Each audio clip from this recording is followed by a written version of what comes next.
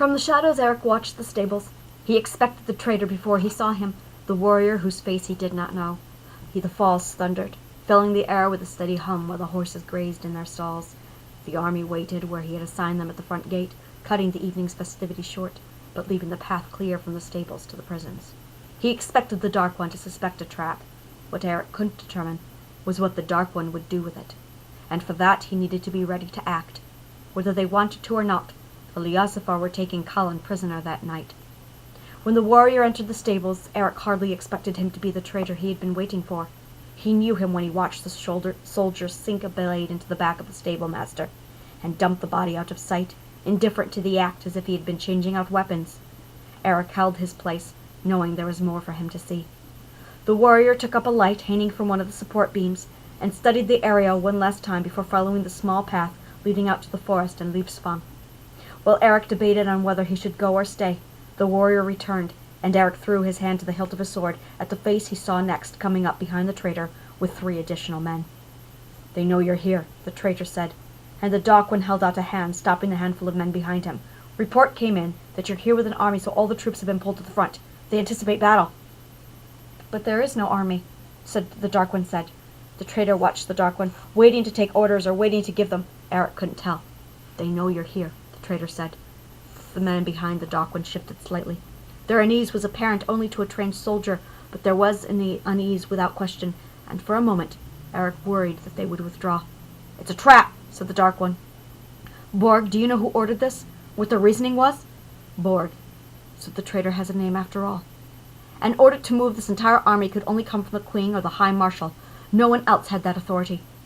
"Do we turn back, Captain?" one of the soldiers asked, and the Dark One shook his head. "No. Rune is scheduled to die tomorrow, and I'm not leaving without him." His decision asserted their determination, and the air within the group changed, their confidence re-established. "The way is clear, you said?" the Dark One asked Borg, who nodded. "Down the passage, the first door you came to on the left. That is the barracks. I just came from there. The only guard on duty has been taken care of. And of the prisons?" "Empty," Borg said. "Everyone's been called to the front." "We move on as planned," the Dark One said. "Assume we're walking into a trap, and there's a good chance we'll be caught in it. Keep your guard up more than ever. Borg, if we can further count on you as our ally, can you report to Jorn? Let him know of the situation?" "I can," Borg said. The Dark One nodded his thanks and led his troops into the passage, leaving Borg alone with Eric. The stables were silent. Eric watched as Borg turned toward the path back to the forest and Jorn. Eric didn't doubt. With a flick of his wrist, Eric released a spark of say that struck one of the iron lanterns hanging on a beam. Streaks of orange swayed across the stables in a display that changed dark for light. Eric watched Borg study the shadows through the kaleidoscope of color, and his hand went to his hilt. Before Borg could doubt his imagination, Eric fired off another spark that struck the same light. It swayed aggressively now, and Eric grinned, delighted at the beads of sweat that formed on Borg's brow as he shifted his gaze about as if on the edge of madness. Borg withdrew his sword and poised himself to strike as soon as he determined the target. Another spark, this one fired at the lantern at the far end of the stables, and with the angle of the second swinging lantern, Borg turned to the shadows that concealed Eric. Another spark to the first lantern. Borg tightened his poise, and then made his way toward Eric. The thunder of the leaf sound pounded the air between them as the light swayed slower now. Eric fired off another 2 sparks to the first, then the second lantern. "That's right. See me." And Borg did. Eric watched the traitor twist his grip, adjust the angle of his blade, and lunge. With an agility only possessed by a Scythe user, Eric shifted and positioned himself behind Borg before Borg could recover from the missed attack. In a matter of breaths, Eric clammed his hand to Borg's shoulder and pulled his Scythe from him, leaving only enough to keep him alive. Borg fell to the floor immobile, with a clink of his sword. Grimacing, Eric stepped over the unconscious lump and strode to Astrid in his stall. Mechanically, he shifted the furs to the horse's back along with the saddle he fastened in place, then secured the bit and bridle on his head and the bit in his mouth. With a hearty pat to the horse's neck, Eric returned to the heap that was Borg.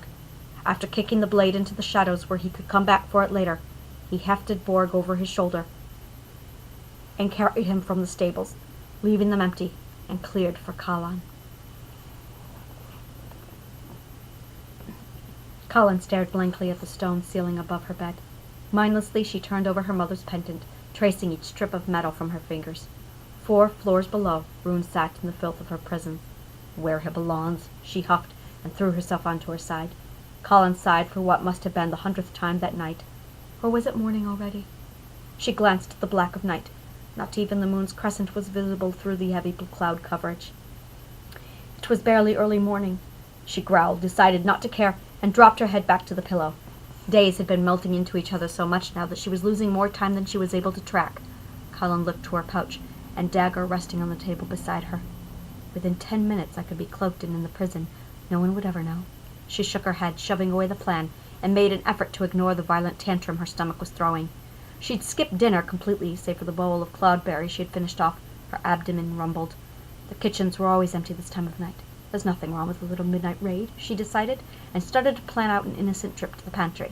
Cook always has barrels of fruit lying about. Rune would be hungry. A spell would always allow access to the prisons. I could slip something to eat, and perhaps— Kallan growled again and flopped onto her back.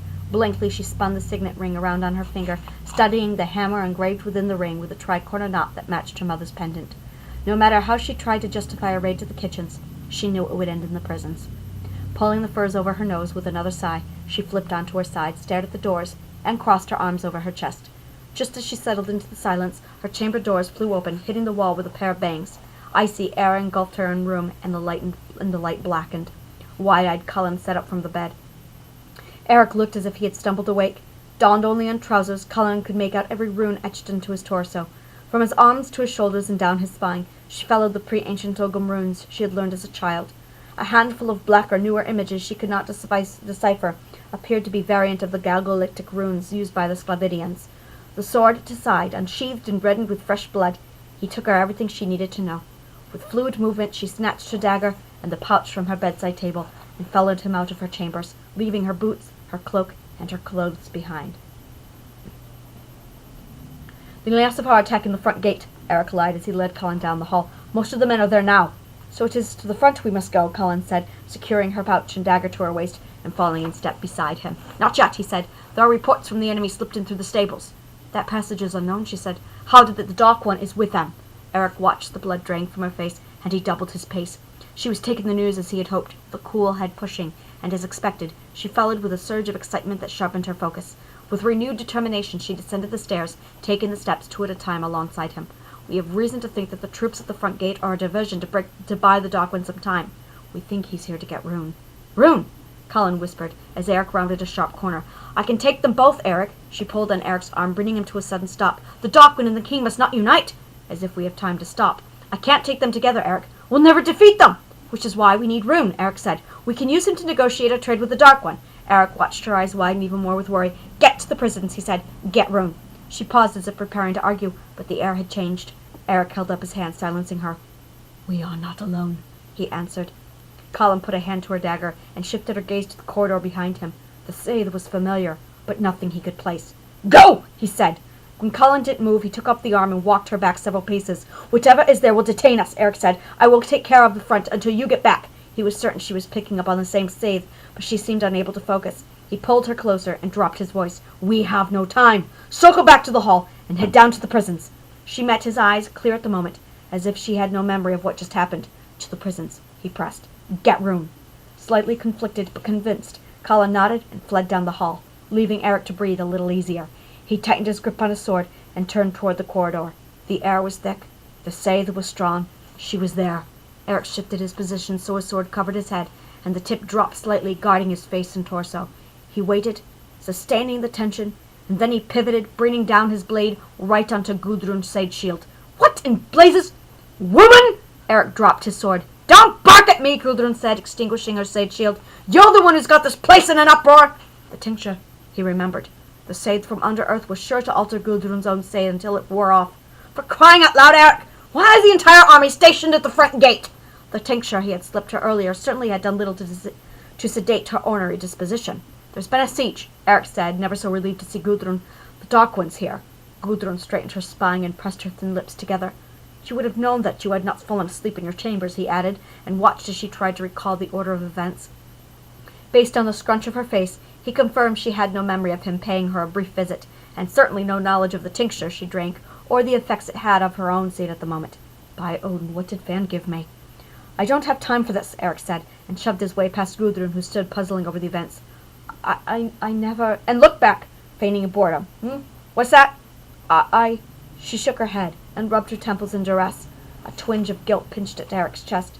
Keep Kallan alive. Nothing else matters so long as Kallan lives through this night. Get Gudrun to the front with the guard, then get to the stables and meet up with Kallan, so long as Kallan lives.